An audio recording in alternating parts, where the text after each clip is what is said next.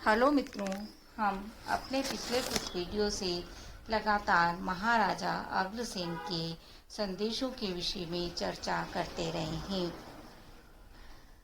हम सभी जानते हैं महाराजा अग्रसेन की आराध्या देवी महालक्ष्मी रही हैं।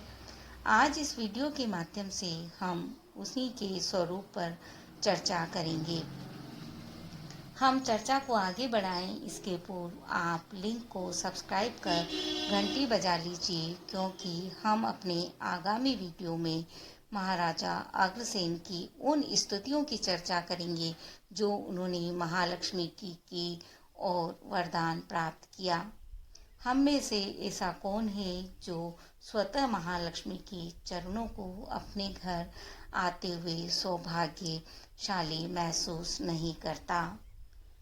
मित्रों, हम महालक्ष्मी के इसी त्रिगुणमयी मूल प्रकृति स्वरूप मनोवांछित फल प्रदाता रूप की आज चर्चा करने वाले हैं, जिसके लिए कहा जाता है यह स्वरूप बहुत गूढ़ है। मित्रों, कल दर्पण पर के प्रतिबिंब के समान होता है। यदि हम कल की चिंता आज सजाएंगे तो जीवन शमशान बन जाएगा। व्यक्ति सदा उस पल का नाश कर देता है जिसे आज कहा जाता है। आज को उचित प्रकार से ना जिया गया तो हमारा कल पीड़ादायक कल में परिणित हो जाएगा, क्योंकि आज नष्ट हुआ तो आने वाला कल नष्ट होगा, यह निश्चित है। अतः हमें चिंता का त्याग करना चाहिए। चिंता चिता तक पहुंचाने वाली होती है, परंतु हमें तो जीना है भरपूर जीवन। महर्षि गर्ग का कथन है, संतापकारी मिथ्या शोक को त्यागो और अपने हृदय को व्यर्थ चिंताओं से मुक्त करो, क्योंकि चिंता पुरुषार्थ का विनाश करती है। हताश न होकर उत्साह को बनाए रखना ही समृद्धि का मूल कारण है और परम सुख का आधार भी। उत्साह ही प्राणियों को सर्वदा सब प्रकार के कर्मों में प्रवृत्त करता है।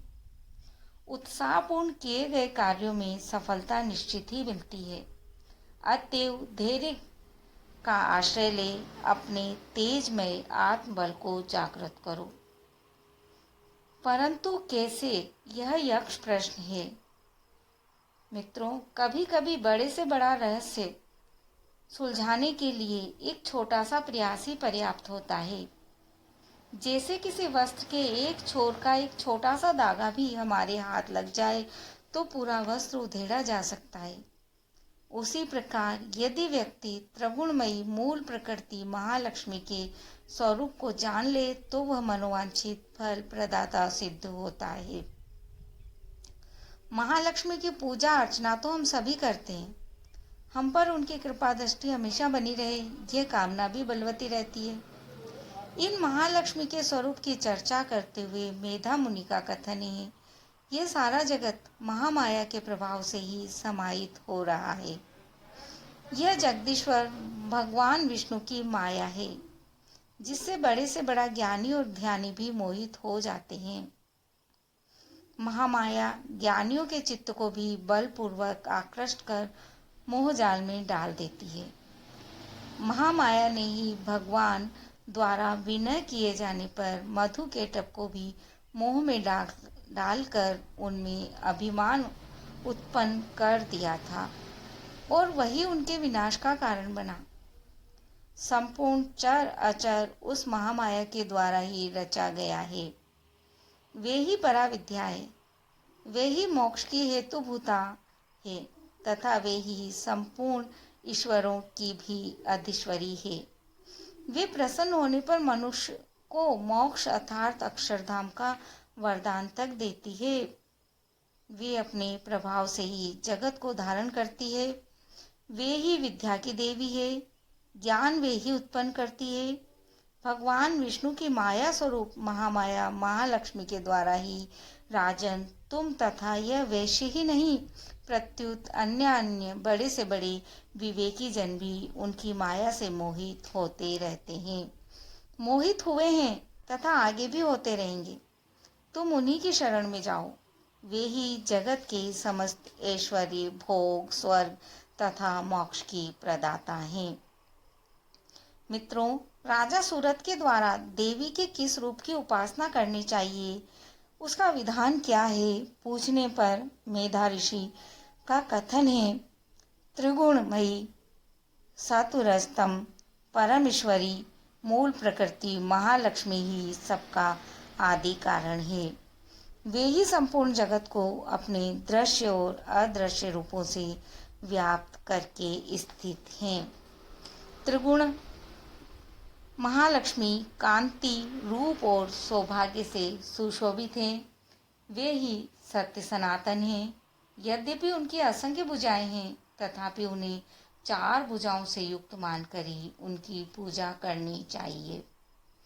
सहस्त्र भुजा महालक्ष्मी की चतुर्भुजाएं वरदान से युक्त चक्र, गदा तथा शंख से अलंकृत हैं। वे इंद्रा, कमला, महालक्ष्मी, श्री तथा स्वर्ण कमलासन पर विराजन रुक्मा, अंबुज, आसना आदि नामों से पुकारी जाती हैं। ये महालक्ष्मी भगवान विष्णु के साथ इस जगत का पालन पोषण करती है। उनकी यदि भक्ति पूर्वक स्तुति और पूजा की जाए तो वे तीनों लोकों को उपासक के अधीन कर देती हैं। महालक्ष्मी ही निराकार और साकार रूप में अनंत नाना रूप धारण करती है।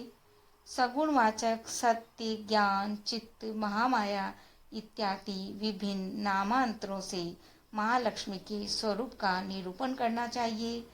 वैसे तो केवल नाम मात्र से ही नहीं, अपितु अन्य प्रत्यक्ष प्रमाण आदि से भी उनके संपूर्ण स्वरूप का वर्णन कदापि संभव नहीं है। महर्षि गर्ग अग्रसेन से महालक्ष्मी के इस महात्म्य के अत्यंत गोपनीय, गूढ़ और जप किए जाने योग्य होने की बात कहते हैं, क्योंकि यह जय प्रदान करने वाला है। उनका कथन है, महालक्ष्मी की दिव्य मूर्तियों का यह आख्यान मनोवांछित फल प्रदान करने वाला व सर्वमंगल मांगल्य का कारणीभूत, पूर्णदायी, श्रेष्ठतम तथा परम कल्याणकारी अत्यंत गोपनीय रहस्य है, जो चिंता शोक आदि का प्रशमन कर आयु बढ़ाने वाला तथा परम ऐश्वर्य का प्रदायक उत्तमो उत्तम है। क्योंकि यह महालक्ष्मी ही सर्व शक्तियों में आत्मा स्वरूप व्याप्त है और इस प्रकार वे ही सकल सृष्टि में व्याप्त है। वे ही सारे जगत को व्यवस्थित रखने वाली जगत की प्राण शक्ति और वे ही जगत के समस्त प्राणियों में पराशक्ति के रूप में विद्यमान है।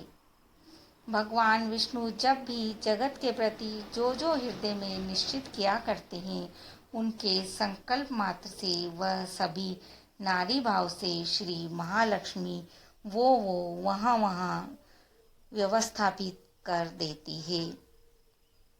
इसलिए महर्षि गर्ग का अग्रसेन को उद्बोधन है, तुम सकल चर और अचर जगत की उत्पत्ति और विनाश की कारण स्वरूपा श्री महालक्ष्मी के इस गूढ़ रहस्यात्मक स्वरूप का चिंतन मनन कर आश्रय स्वरूपा भगवान विष्णु की प्रिया श्री महालक्ष्मी का पूजन करो। मित्रों, चूंकि छोटा सा अंकुर एक दिन विशाल वृक्ष बनता है, परंतु वृक्ष कितना ही विशाल क्यों न हो, सिंचाई के लिए जल उसकी जड़ों को ही दिया जाता है। कारण उसकी जड़ें जहाँ एक और वृक्ष की ऊंची से ऊंची डाल और पत्ते को सींचती है, वहीं गहराई में जाकर उसके अस्तित्व को बनाए रखने में भी सक्षम होती है।